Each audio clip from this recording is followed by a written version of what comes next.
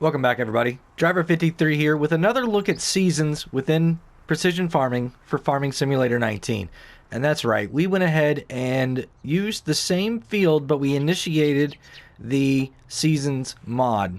So we're going to be doing testing here with the 4 different soil types. And the biggest question that I've been getting from you is what happens to crop rotation? And that's what we're going to find out. So this field right here is fallow all the way across. I have the 4 different soil types. So let me go ahead and show you the map. These are the 4 soil types that we have. We have the loam, sandy loam, silty clay, and loamy sand. On the pH, everything is where it should be. So just like with all the other testing that I've done, we've got everything set back to perfect. And next we're also going to go to nitrogen. Everything here is at 20 except for these little spots over here. But I don't think 20 and 40 are going to hurt us too much. We're going to keep the soybeans away from that for a while until we get some of the other crops in the ground. But what we're going to do is let me show you this. So this is the crop rotation planner within seasons. And all of the ground is fallow right now. And what I've done is I've determined that there are 6 types of crops. You have cereal, you have grass, oilseed, I think the next one is legume, you have nightshade, and you have root. So what my plan is to plant 6 different rows of crop all the way down this and look at it at every type of soil type. So we're going to have a strip going down that's going to cover all 4, and it's only going to be like 1 row wide, so about 12 meters, something like that. We'll come back, harvest it, and look at what it does. Now, we're not looking at nitrogen right now. Nitrogen is going to be exactly the same, or optimal. Whatever the device is automatically put in the ground for me, that's what we're going to do. But I want to go ahead and show you, if I go over to cereal right now, it shows 1.14. And if I go all the way across to everything, it's going to show me 1.14. So my question on this first round of testing is, if I put this in everything, is everything going to come out at 1.14? With seasons, when you did this, you would typically have a 14% greater than best case scenario on your harvest or your yield. And if I would come down here and I would select, cotton or canola next, that next yield harvest would be at a 20% more than best if you were on regular base game. So neither of those are at the 125% that we see right now that precision farming is giving us for max yield on loam.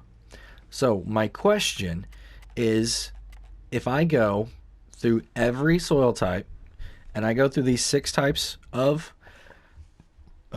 crops, am I going to get 125% on loam, or am I going to get 114% on loam? And am I going to get 80% on loamy sand, or am I going to get 114%? That's the big question that I want to answer. After we do that round of testing, we're going to come back and run a second crop looking at this. So this says wheat right now at 114. And based on that, then we're going to come back and I'm going to put some canola behind it, or maybe corn. Well, not corn, but oilseed, sunflowers, right? Something that shows me 120 on that next one. And this is really going to start getting me into a lot more of the rotations, because it's a cereal crop, then it's going to go to oilseed. And when I'm on a grass, what's going to be after that? And when I'm on oilseed, what's going to be after that? And all the way down for the 6 different types. The crops that I'm choosing to use are going to be wheat, cotton, sunflowers, soybeans, potatoes, and sugar beets. So all of those should be relatively easy to be able to harvest quickly without getting a lot of negative results. The potatoes one might be a little bit tricky, but it's the only nightshade that there is. So we're going to try and figure it out as best that we can. I know it's going to be really tricky because if it overlaps, then we get the negative. So we may just take out a few strips of it and then cultivate it under. Do it that way. I'm not sure. We'll figure it out though. So all right, let's go ahead and get planting. And I will see you guys. If there's anything interesting along the way, I'll definitely let you know. I'm not anticipating anything, but if we do see anything, I'll definitely jump on here and let you guys know about it. All right, everybody, we are done with the harvest. Let me show you the map so you can see how big of strips we have and the nitrogen levels really quickly. So like I said, these are the crops that we have. We're going to start off with potatoes, and then cotton, soybeans, sunflower seeds. We're going to be doing wheat after that, and then finish off with sugar beets. And here are the nitrogen levels. As you can see, soybeans, absolutely 0 on the nitrogen. And as we go to the different ones, it's consistent with the other videos and the testing that I've put out. Some of these are going to be 200, some are going to be 180, and then some are going to be 160, some are going to be 140, 120, 100, 80, 60. So that's as low as we go is 60 on this. So what we're expecting to see after this is all of the nitrogen come out from the crop being harvested. And I am going to have to harvest all of the potatoes also, but I think to get the yield, we're only going to do a couple strips just to make sure what we have, and then I'll finish the rest of it off camera. So the next time you guys see me, I will be into harvest, and we will be showing you the results from this first test. Now, once again, what we're looking for is to determine if we're going to get the 1.14 yield, so 114%, because we're running seasons, or if we're going to get the 125 or whatever the level would be, depending on the soil type. So, let's speed up time. We're going to pass a few days here, and I will see you guys after harvest. All right, everybody, we got everything up to the point of harvest, and it had just rained yesterday, and I want to make sure that everything is dry enough. So I got out my tool here, and we're going to use it. And as you can see, it's fully grown. We've got 15% crop moisture, but the fertilization only shows 33%, which I thought was really interesting, because I have only put one round of fertilizer down just after I planted. I didn't do a whole 2-stage or 3 like you typically would. I just went straight 1 with mineral after I was done to save time. But if I look at my map, here we can see our nitrogen in this area right here is set to 140. So the crop that I'm standing in right now is wheat. So wheat, we know, needs to be at 140 kilograms a hectare for loamy sand, and that's the soil type that I'm in also. So it's really interesting to me as to what is going on here. I don't think they're talking well together right now, so we're going to get in the harvesters. We're actually going to take just one path out. The reason I did the whole thing is because that way whenever I come back and I do the next round, we're going to be able to put it anywhere, and I don't have to try and match up exactly. So we're going to get a whole deal going out of here. And so yeah, we're going to go and harvest, and we are going to be back right after that. I just wanted to share this little bit of information with you. It seemed really interesting. So see you guys in a bit. We've now completed at least one path of harvesting through each one of the crops, and I had to do a couple more on these couple here because I'm seeing something really odd. I don't understand it at all, and I just want to show you guys what's going on here. So these are the maps. This is nitrogen. As you can see, we had a strip come out here, we had a strip come out here, one here, and on this we're supposed to have an increase of 40 points of nitrogen. This is soybeans. This is cotton. I don't see anywhere where anything was left in the ground. So let's jump over to our pH, and I'll show you the same thing. We got a reduction, nothing. Really odd. Extremely odd. So let's go to our yields. And what you're seeing here, the strips that we're looking at is like right here through this harvest. I ended up doing 2 strips farther apart from each other to see if I could figure out what was going on. Nothing. And I got this 1 strip here. So when we come back over here, you can see that this strip, and then it's like right here in the middle. And then over here, we've got this nice yellow strip going on. Or it's actually over here and here is where they're at. So yeah, like right in here is where I went up the first time. Yeah. So it's orange, orange. This one's yellow. This one here is that darker. And then these, so this right here is sunflowers. This is wheat, and this is sugar beets. They all look very consistent with what we'd expect to see on regular play. And what I mean by that is 125% is your loam, 100% is your sandy loam, 90 is your silty clay, and 80 is your loamy sand. So that is good. That's what I wanted to see. Now those 3 crops, what I did with fertilizer is I put the seeds in the ground and then came back and fertilized over top.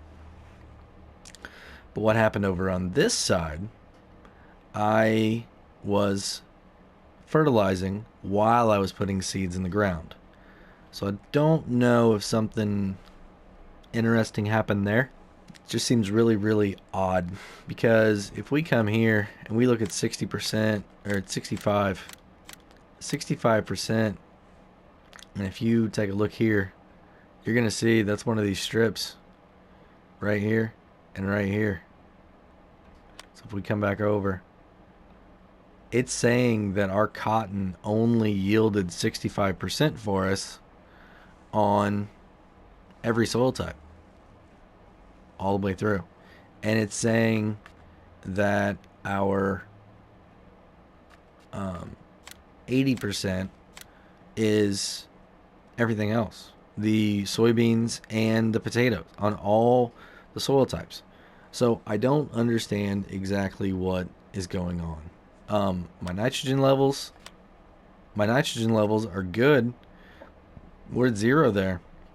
And on this, like I said, this was cotton again.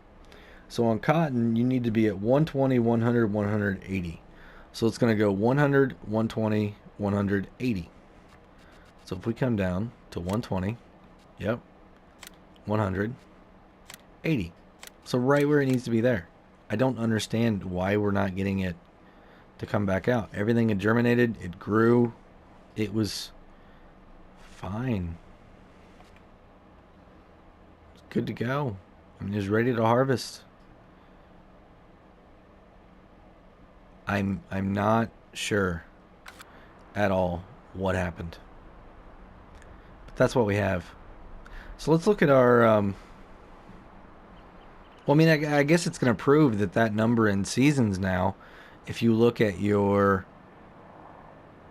sugar beets, your wheat, and your sunflowers, they're all staying consistent with what precision farming says it should be instead of seasons. What I want to do now is I want to put into the rotation here a couple of these. I wonder, do you guys think we should also put something in there that it says is going to be like the worst case scenario? Here is what we're going to do for cotton. We're going to put wheat in there, and it should give us 120, and soybeans should give us 95. So next, from cotton, we're going to go to sunflowers, and on sunflowers, we're going to go soybeans and cotton. So soybeans should give us 120, and then since we're going to have cotton after it, it's going to get 95. So after sunflowers is going to be soybeans. So on soybeans, we're going to do potatoes and cotton. Should give us 120 and 95 also. And then after soybeans is going to be the potatoes. And we're going to do sugar beets and actually wheat. Wheat's not going to give us very much here. So there's that. After potato is sugar beets. We're going to do sunflowers at 120 and cotton at 95. And that is everything. So I'm going to get all this harvested, get everything replanted, set it up so that we're going to have a high yield and potentially a low yield, and we're going to see if we see a difference now that we have another crop in the ground that's not fallow. So this, I think, will truly show us what our rotation could look like. I think the other one, you're coming off a fallow field, so it was tough to tell. But the percentages were really interesting coming off that fallow field. They were consistent with the precision. So let's, yeah, we'll get this done, and I'll be back around harvest time. Well, everybody, we got everything harvested, and as you can see, I've got a bunch of equipment out in the field right now. And let me show you the map on exactly what I'm trying to do with that. So this is our map, and you can see we've got a lot of purple lines going all the way across this map. And if you look down here, every purple line has a piece of equipment next to it. So what I've done is whenever we get over to the other map, there's so many different yields going on because I haven't necessarily been harvesting every single time each one of these tests. So as you can see, I just have the strip, so there's everything else left, and if it's kind of got like an older one left on it, then that's what's going on. You guys know how complicated that map can be at times. So what I've done is I've put a line or a piece of equipment or a harvester or tractor or something next to it for every single one that we've done. We have 12 different lines here. The first one right here, you know, we were in potatoes before, and then we planted 2 crops. This one here was cotton, and we planted 2 crops, what we thought would be a high yield and a low yield potential based on the rotation menu. Next is going to be soybeans, and then here we have the sunflowers. Here was the wheat, and here were sugar beets. So let's take a look at the yield map now. So here it is. A lot of different stuff going on, a lot of stripes and things, so I just wanted to make sure that we were getting the right line that we were looking at. So first off, down here on the bottom, we had potatoes in our ground before. So the previous crop, potatoes. What we did is the very first line here, we planted sugar beets. The very next row was wheat. Now sugar beets gave us a 120, and the wheat was only giving us a 0.95. And it's 1.20 versus 0.95 were the two different readings. And as you can see, they both came out the same. So the crop rotation doesn't, to me, it doesn't look like it matters anymore for seasons. Because if I come here to 115%, you can see that both of them are exactly the same. And if I come to 90%, you can see both of these are the same. And if I come to 85%, both of these are the same. And if I come to 75, both of these are the same. Now, you may be asking, well, why do they look a little bit different color than the one next to them? Because these are at 125 all the way across. What had happened, I think, and I need to test this, is when I was over here, I didn't realize that I needed to plow after I got done with the potatoes and the sugar beets. I'm still new to seasons myself, and I didn't realize that I needed to plow them. I went ahead and cultivated and got ready to go right to the next one. But after seeing that strip right there in potatoes and nothing else needs it, I didn't realize it in seasons. So we're going to do more testing on that for sure in the future, but that's why the values are a little bit off, is because I'm not getting the full yield benefit because I'm getting the penalty from not plowing. So we're going to go back over here. But as you can see, everything all the way across looks to be exactly the same. The yield chart, you know, your rotation menu does not appear to be making a difference now. I think you can plant anything in anything, and you're going to get the same yield that precision farming that you're going to get in base game. So if we go to 125 here, you can see all the way across. It doesn't matter if it was a 120 or a 95 on that chart. It does not seem to matter all the way across. And I'll even show you down here on this one, right next to where all the stuff was at. It doesn't seem like it's making a difference at all. I do want to do more testing on the plowing just to confirm what that value is, because I believe it's like 15% on the other precision on regular base game. I could be wrong. It could only be 10. I'm going to go back and watch my other video, and if you guys haven't checked that one out, go ahead and check it out too. But I'm going to watch that one again and see, and I may come back and do some testing more on this. So be on the lookout maybe for that. But I think we're good. I don't think there's really anything else. Like I said, I want to focus on some more stuff within seasons and then maybe come back to this if we're getting some more comments. You guys let me know what you're seeing, if this is consistent with what you've got or not.